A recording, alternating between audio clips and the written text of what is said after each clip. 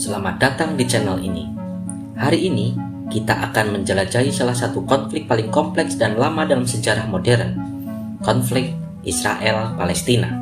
Sebuah cerita yang berawal dari tanah kuno penuh makna spiritual dan sejarah, namun kini menjadi medan ketegangan dan penderitaan. Dari tanah Kanaan yang kaya akan budaya dan tradisi, hingga era penjajahan Kekaisaran Romawi, wilayah ini telah menjadi saksi peradaban yang datang dan pergi.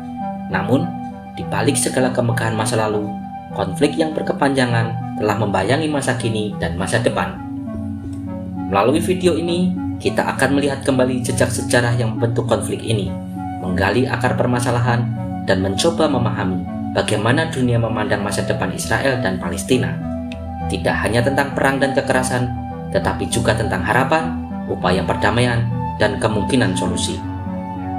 Mari kita mulai perjalanan ini bersama. Pastikan untuk mengikuti hingga akhir, karena setiap bagian dari kisah ini membawa kita lebih dekat pada pemahaman yang lebih mendalam.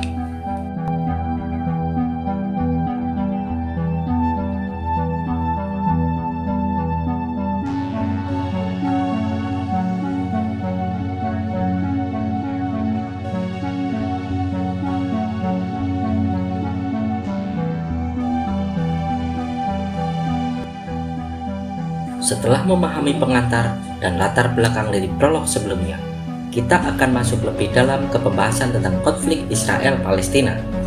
Konflik ini adalah salah satu yang paling kompleks dalam sejarah modern, mencakup dinamika sosial, politik, dan agama yang telah berlangsung selama puluhan tahun.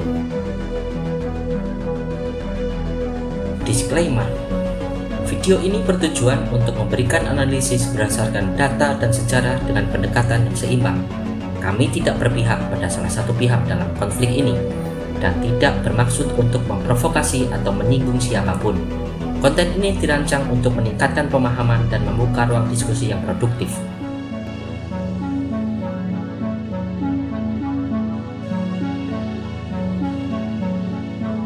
Dalam video ini, kita akan menjelajahi perjalanan sejarah wilayah ini, menganalisis akar permasalahan yang telah membentuk konflik, dan mencoba memahami skenario masa depan yang mungkin terjadi.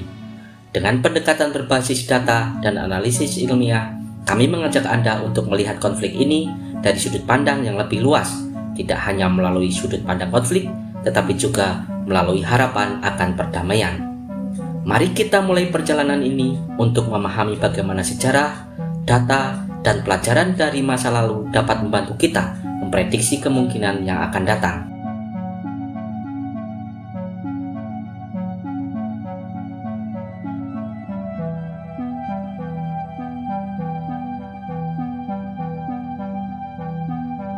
Untuk memahami konflik ini, kita harus kembali ke masa lalu, jauh sebelum istilah Israel atau Palestina seperti yang kita kenal saat ini menjadi bagian dari diskusi politik modern.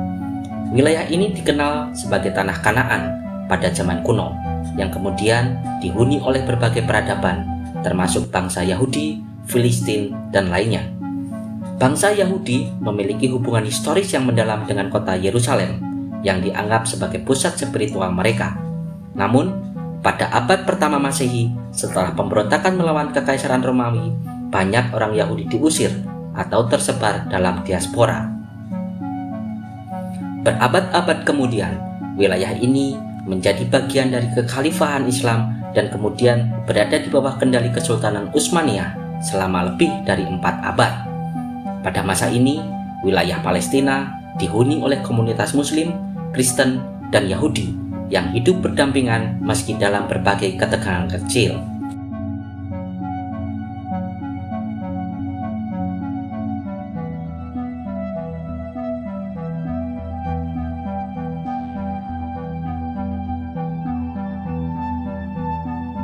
Segalanya mulai berubah drastis pada akhir abad ke-19 dengan munculnya gerakan Zionisme yang dipimpin oleh Theodor Herzl. Gerakan ini berupaya menciptakan tanah air bagi orang Yahudi di Palestina sebagai tanggapan atas meningkatnya antisemitisme di Eropa. Ketegangan mulai meningkat saat gelombang imigrasi Yahudi ke Palestina meningkat selama periode ini. Titik balik terjadi selama Perang Dunia Pertama ketika Inggris mengambil alih wilayah Palestina dari Kesultanan Utsmaniyah.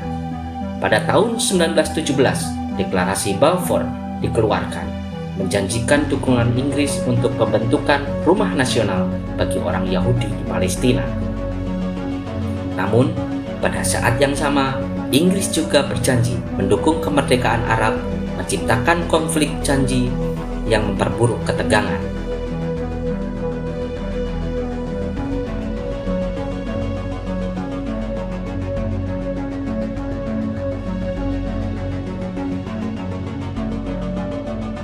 Pasca Perang Dunia Kedua, setelah Holocaust yang menewaskan 6 juta orang Yahudi, tekanan untuk menciptakan negara Yahudi semakin meningkat. Pada tahun 1947, PBB mengeluarkan resolusi untuk membagi Palestina menjadi 2 negara, satu untuk Yahudi dan satu untuk Arab, dengan Yerusalem menjadi wilayah internasional. Meskipun masyarakat Yahudi menerima rencana ini, masyarakat Arab Palestina menolaknya, menganggapnya sebagai pengkhianatan terhadap hak mereka atas tanah tersebut. Pada tahun 1948, Israel memproklamasikan kemerdekaannya yang memicu perang besar pertama dengan negara-negara Arab tetangga. Konflik ini menghasilkan kemenangan bagi Israel, tetapi meninggalkan luka mendalam bagi Palestina, yang menyebut peristiwa ini sebagai Nakbah atau bencana. Ratusan ribu warga Palestina diusir atau melarikan diri, menjadi pengungsi di negara-negara tetangga. Konflik berlanjut melalui perang besar lainnya, termasuk Perang 6 Hari pada tahun 1967, di mana Israel berhasil merebut tepi barat, jalur Gaza, dataran tinggi Golan, dan Yerusalem Timur. Pendudukan ini menambah ketegangan baru, termasuk pembangunan pemukiman Yahudi di wilayah yang diduduki, yang dianggap ilegal oleh hukum internasional.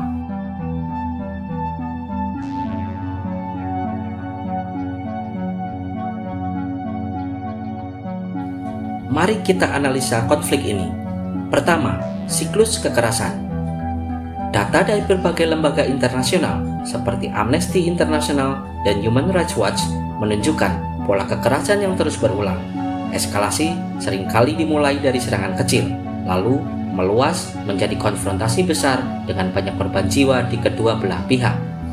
Kajian dari pakar konflik internasional seperti Edward Said dan Noam Chomsky menunjukkan bahwa akar dari siklus ini adalah ketidakadilan struktural, termasuk pendudukan wilayah, pengusiran paksa, dan blokade ekonomi.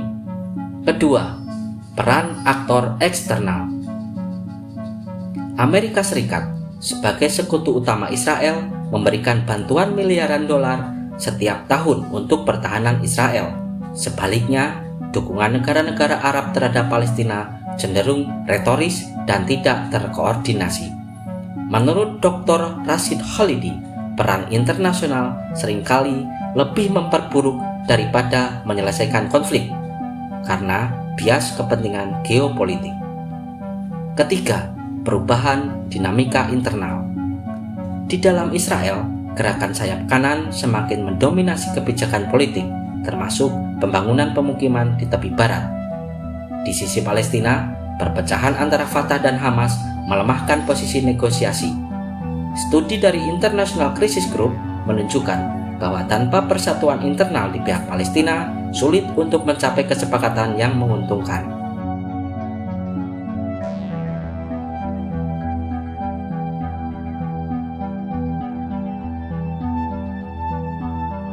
Skenario masa depan.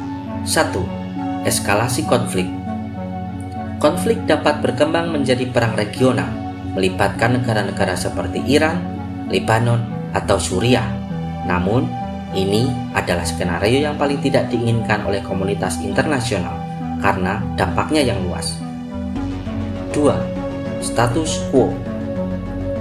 Status quo yang terus berlanjut adalah skenario paling mungkin dalam jangka pendek. Menurut analisis Profesor Shibli Telhami, dunia tampaknya menerima kenyataan bahwa konflik ini tidak akan selesai dalam waktu dekat, meskipun harga yang harus dibayar adalah penderitaan manusia. 3. Solusi dua negara.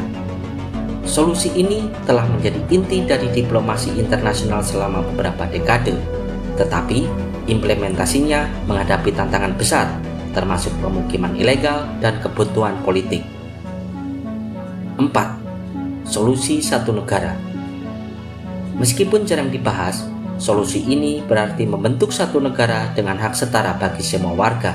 Namun, ini menghadapi resistensi besar dari kedua belah pihak karena perbedaan etnis, agama, dan politik.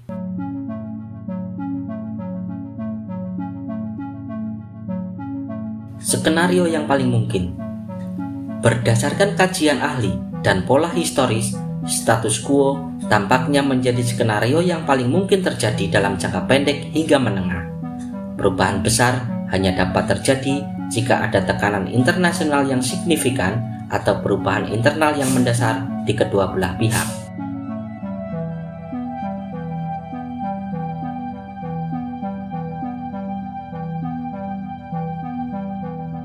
Jadi, dari analisis ini, kita bisa menyimpulkan beberapa hal penting. Pertama, konflik ini adalah hasil dari sejarah panjang yang melibatkan banyak faktor, mulai dari perebutan tanah hingga pengaruh kekuatan besar dunia. Kedua, tanpa upaya nyata untuk mengatasi ketidakadilan struktural, konflik ini cenderung terus berada dalam status quo dengan siklus kekerasan yang terus berulang. Namun, ada harapan jika semua pihak, baik di tingkat lokal maupun global, bersedia untuk melakukan langkah berani menuju dialog dan perdamaian. Tidak ada solusi yang sempurna, tetapi langkah kecil seperti penghentian pembangunan pemukiman ilegal atau pengakuan hak-hak dasar bisa menjadi awal yang baik. Konflik Israel-Palestina bukan hanya masalah kedua pihak, tetapi juga menjadi tanggung jawab dunia. Penting bagi kita semua untuk terus mendorong dialog, mendukung upaya kemanusiaan, dan tidak menyerah pada harapan akan perdamaian. Terima kasih sudah menonton video ini. Jangan lupa untuk berbagi pendapatmu di kolom komentar. Apa menurutmu solusi terbaik untuk konflik ini? Jika kamu merasa video ini bermanfaat, jangan lupa untuk menyukai, berbagi, dan mengikuti channel ini. Sampai jumpa di video berikutnya.